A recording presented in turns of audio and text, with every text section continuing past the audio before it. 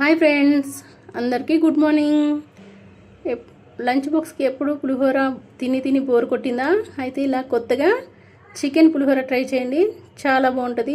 Chicken fried rice, chicken biryani కంటే chicken పులిహోర చాలా సింపుల్గా చేసుకోవచ్చు, చాలా అంటే చాలా టేస్టీగా కూడా ఉంటుందండి. 10 నిమిషాల్లో లంచ్ బాక్స్ రెడీ అయిపోద్ది.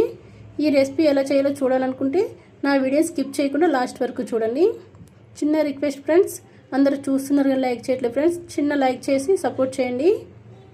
అలాగే ఇప్పుడు స్టవ్ వెలిగించి ఒక ఎడలడుపుగా ఉన్న ఒక గిన్నె పెట్టుకోండి. కొంచెం పెద్దగా ఉండాలండి, రైస్ అనేది కలిపినప్పుడు ముక్కలు అయిపోకుండా ఉండాలంటే కొంచెం పెద్దగా ఉండాలి.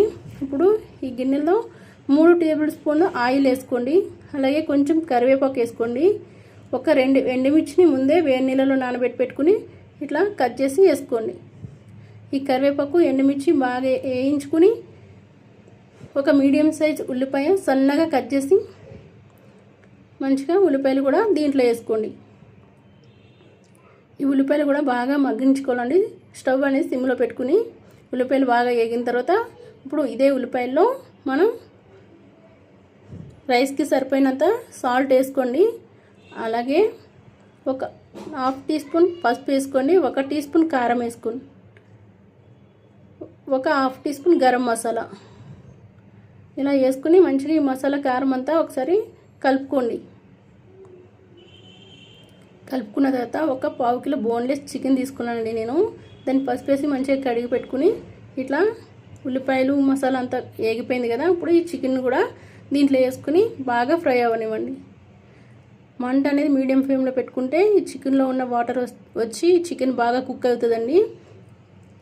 మంట అనేది మీడియం ఫ్లేమ్లో పెట్టుకుంటే ఇట్లా గ్రేవీలో అయిపోయిన తర్వాత చికెన్ మొత్తం మగ్గి మంచిగా కుక్ అయిపోయిన తర్వాత అప్పుడు ఒక 2 టేబుల్ స్పూన్లు పల్లీలు పొట్టు తీసి వేయించి పెట్టుకున్న పల్లీల్ని కొంచెం కచ్చపచ్చగా దంచి ఇలా పల్లీలు వేసుకున్న తర్వాత మనం ఉడికించి చల్లారబెట్టుకోవాలండి. రైసు ఉడికించి చల్లారబెట్టుకున్న 1 కప్పు బాస్మతి రైస్ వేసుకుని మంచిగా ఇలా మొత్తం కలుపుకోండి. ఇలా కలుపుకున్న తర్వాత కొద్దిసేపు మీడియం ఫ్లేమ్లో పెట్టుకుని రైస్ని బాగా ఫ్రై చేసుకోండి. అలా ఫ్రై చేసుకున్న తర్వాత చివరిగా ఇలా కొత్తిమీర చల్లుకుని స్టవ్ ఆఫ్ చేసుకుంటే ఎంతో టేస్టీ చికెన్ పులిహోర రెడీ అండి. చిన్న క్లిప్ మిస్ అయింది, దీంట్లో కొంచెం నిమ్మరసం పిండుకోండి, చాలా బాగుంటుంది. ఇలా లంచ్ బాక్స్ చేసి పెడితే చాలా అంటే చాలా ఇష్టంగా పిల్లలు తింటారు. ఒకసారి మీరు కూడా ట్రై చేసి ఎలా వచ్చిందో కామెంట్ చేయండి ఫ్రెండ్స్. నా వీడియో నచ్చినట్టయితే మీ ఫ్రెండ్స్ అండ్ ఫ్యామిలీ మెంబర్స్కి షేర్ చేయండి. Thank you for watching.